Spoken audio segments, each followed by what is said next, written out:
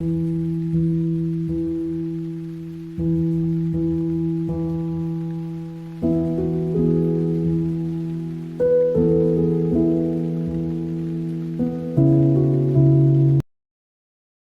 sommes tous les élus de Dieu, frères et sœurs en Christ. Que la grâce de notre Seigneur Jésus-Christ abonde dans chacune de nos vies. Aujourd'hui, dans le texte de la première lecture, l'apôtre Pierre fait face aux autres disciples du Christ juif, qui lui reprochent d'avoir mangé avec les peuples païens, les incirconcis. C'est l'occasion pour lui de leur rappeler que Dieu ne fait acception de personne et qu'il vient à tous ceux qui le cherchent et le désirent réellement. En effet, Saint Pierre est accusé parce qu'il est allé chez Corneille et a baptisé cette famille païenne comme les hommes dont les hommes n'étaient pas circoncis comme la coutume juive le recommandait. Il récrimine contre lui parce qu'il pense que certaines personnes n'ont pas le droit au salut, surtout pas les peuples étrangers. Cette tendance se remarque encore dans les milieux chrétiens aujourd'hui, une tendance à l'exclusion de ceux qui ne semblent pas respecter les traditions chrétiennes, ceux qui sont considérés comme les pécheurs. Parfois, dans certaines assemblées, les tribus, les races jouent encore des rôles. On met tel à l'écart parce qu'il vient de telle religion, on se méfie de X ou de Y. Mais nous nous rendons compte que Dieu voit le cœur. Corneille n'était pas juif, mais il servait le Dieu des Juifs sans le connaître. Il avait un grand désir de se donner à Dieu, de le rencontrer, de changer de vie. Comme beaucoup de personnes aujourd'hui au travail, dans nos familles, ceux à qui nous avons collé une étiquette parce qu'ils ne partent pas à la messe, parce qu'ils ne font pas ci ou ça. Le Seigneur nous interpelle par ce comportement. Nous fermons les portes du ciel à beaucoup de personnes, en leur donnant l'impression qu'ils ne méritent pas le ciel, qu'ils sont trop loin de Dieu pour pouvoir s'en rapprocher. Nous les faisons un très grand tort. Et pourtant, en nous laissant conduire par l'Esprit et en acceptant que chaque être humain est une brebis du Seigneur, même si elle est égarée, nous devenons des portes ouvertes, des chemins, des sentiers pour les ramener à la maison. Nous ne devons pas confondre le péché et le pécheur, mais toujours ouvrir la voie de Dieu aux autres en leur rappelant que Dieu les aime inconditionnellement. Combien d'enfants dans les maisons, parce que peu difficiles, ont été stigmatisés par les parents, l'entourage, au point de ne plus voir personne pour leur tendre la main qui les mènerait à Dieu. La tendance à catégoriser les autres et à les exclure, ou à nous croire plus aimés que par Dieu, leur donne également cette expression et les éloigne de lui. Nous devons être chacun le visage de l'amour inconditionnel de Dieu et sans partage ni préférence. Peut-être nous sommes ceux qui ont été exclus, qui à cause de leurs conditions, de leurs péchés, de leur misère, de leur origine, ont été rejetés par les autres et ont cru à tort que Dieu ne pouvait pas les aimer, que nous ne répondions pas à ses critères. Aujourd'hui, il nous prouve le contraire. Dieu nous aime. Il veut répandre son Esprit Saint sur tous ceux qui veulent faire alliance avec lui, qui veulent devenir des membres de sa famille. Revenons donc à nous-mêmes.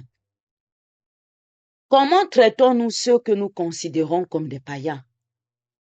Ceux qui ne partagent pas nos coutumes, nos traditions, nos manières de voir les choses. Est-ce que nous les tenons à l'écart et les stigmatisons? Sommes-nous profondément convaincus que Dieu aime tous les hommes et leur jette le même regard d'amour inconditionnel, peu importe leur état de vie? Aimons-nous de cette façon? Prions. Père, toi qui nous aimes sans partage, donne-nous la grâce d'aimer et de manifester l'amour aux autres de la même façon. Par Jésus le Christ, notre Seigneur, ainsi soit-il. Loué soit Jésus-Christ à jamais. Très belle méditation. Ça a mis devant moi une image qu'on voit souvent et qui est souvent beaucoup critiquée.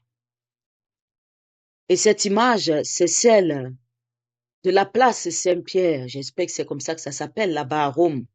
Quand le pape sort souvent pour faire l'angélus de 12 heures, la prière de 12 heures, il y a plein de monde au niveau de la grande place.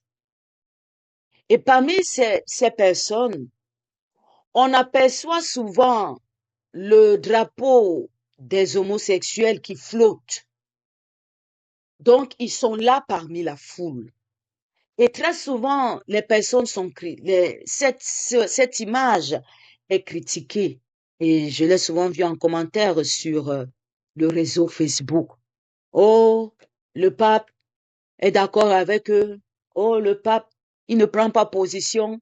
Ça veut dire qu'il cache la vérité. Il ne veut pas prendre position sur X et sur Y. Oh, c'est aller à gauche, c'est aller à droite. J'adore mon église. J'aime l'église catholique. Les portes de l'église catholique, c'est le Christ. Et ces portes ne sont jamais fermées. Il y a une autre image qui me vient. Et on a vu sûrement cette vidéo circuler sur Facebook, où en pleine célébration eucharistique, un musulman est entré et a demandé qu'on lui donne un petit espace parce qu'il veut faire sa prière ou être dirigé comme il prie d'habitude dans un sens bien précis. Et ce sens-là donnait justement, je ne sais pas, dans notre église, en pleine messe. Le prêtre lui a dit, vas-y, installe-toi, fais ta prière, il n'y a pas de problème. Pendant que lui, il était en train de célébrer sa messe et de consacrer son hostie, le musulman était à côté en train de faire aussi sa prière. Et encore là, les gens ont chargé le dossier. Oh, le père, est-ce que les musulmans peuvent nous laisser entrer chez eux comme ça? Pourquoi il a laissé? Nous sommes en pleine messe, il devait attendre la fin de la messe. Ça allait dans tous les sens. Les portes de notre église, c'est le Christ. Et ces portes sont toujours ouvertes pour accueillir ses brebis. Dans l'évangile que nous avons lu, il y a un verset que j'ai lu qui m'a fait sourire. Je vais vous relire ce verset. Je commence au début pour qu'on comprenne. Moi, je suis le bon pasteur. Je connais mes brebis et mes brebis me connaissent. Comme le Père me connaît et que je connais le Père. Et je donne ma vie pour mes brebis. J'ai encore d'autres brebis. Ils ne sont pas dans cet enclos. Celles-là aussi, il faut que je les conduise. Elles écouteront ma voix. Il y aura un seul troupeau, un seul pasteur.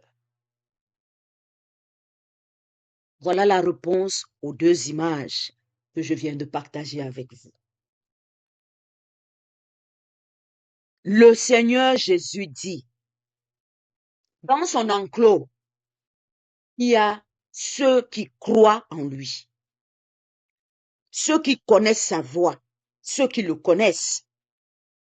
Mais il dit qu'il y a encore d'autres brebis qui ne sont pas de cet enclos. Il y a d'autres brebis qui ne sont pas de cet enclos, mais de cet enclos. Dieu n'exclut personne.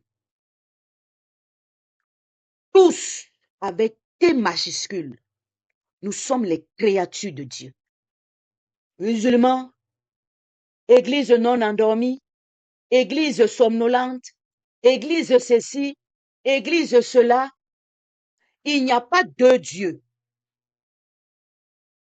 Si quelqu'un parle en disant le Dieu des catholiques, il y a le Dieu des catholiques et le Dieu des protestants, c'est un menteur, c'est un mercenaire. Ce pasteur-là, c'est un mercenaire. Dès qu'il va voir le loup arriver, il va fuir. Il n'y a pas deux dieux. Il n'y a qu'un seul. Un seul troupeau, un seul pasteur. Même nos frères musulmans, quand ils disent Allah, il n'y a pas un autre Dieu quelque part. C'est le même. C'est le même. Nous sommes tous ces brebis. Et le Seigneur a préparé Pierre à cette scène. S'il n'avait pas eu cette vision, connaissant Pierre, qui était ferme dans sa foi, carré dans sa foi, il n'allait pas se rendre chez Corneille. Il allait dire non à Corneille. Je ne monte pas dans cette maison. Parce que Pierre était ferme et droit dans ses bottes. Et il faisait tout pour ne pas offenser Dieu.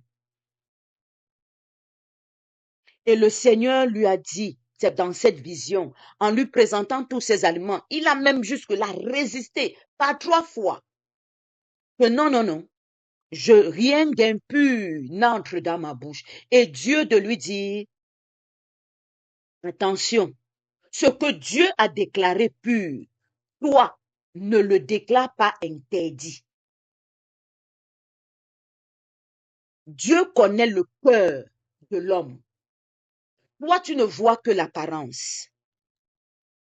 Là où Dieu te dit va, ne dis pas c'est interdit. Parce que Dieu, lui, il a déjà vu le cœur de Corneille et de sa famille. Lui, il ne voyait que l'apparence d'une personne incirconcis, païen, non juif. Mais Dieu regardait le désir de Corneille de le rencontrer, lui, Dieu. Le désir de Corneille de connaître qui est Dieu et de vivre selon le plan et les commandements de Dieu. Dieu, lui, il avait vu ce désir dans le cœur de Corneille. Mais les gens autour ne voyaient qu'en lui un non-juif, un païen et un incirconcis. Quand on parle des nations, ce sont les nations païennes, peuples étrangers. C'est vers ces nations-là qu'on a envoyé Saint Paul. C'est vers ces nations païennes pour les faire goûter aussi à la grâce de la conversion. Parce que tous, nous sommes les enfants de Dieu. Et un enfant qui désire dans son cœur, même si le désir, ce n'est que comme une graine de moutarde, le Seigneur répond à ce désir. Ce que nous devons être, c'est être les portes de ceux et celles qui ne sont pas de cet enclos. Nous ne devons pas être des barrages, des obstacles à ces brebis-là. Parce qu'elles aussi, le Seigneur doit les conduire. Alors nous devons être leur porte. Nous devons être leur sentier. Nous devons être leur chemin pour leur indiquer la route de l'enclos. Nous devons leur dire, c'est par là l'enclos. Et ça, c'est par notre vie, par notre manière d'être. Il y a des gens qui se convertissent seulement à la vue d'une personne qui fait du bien. Il voit une personne qui lui fait du bien. Et lui aussi, ça lui donne envie. Alors, il se convertit. Il voit une personne qui aime la prière, qui aime être en présence de Dieu. Et il voit cette beauté rayonner dans sa vie. Ça lui donne envie de venir et de faire aussi. Ça lui donne envie d'aimer aussi, de chercher à connaître, mais qui est ce Dieu qui lui donne autant de joie, qui lui donne autant de lumière.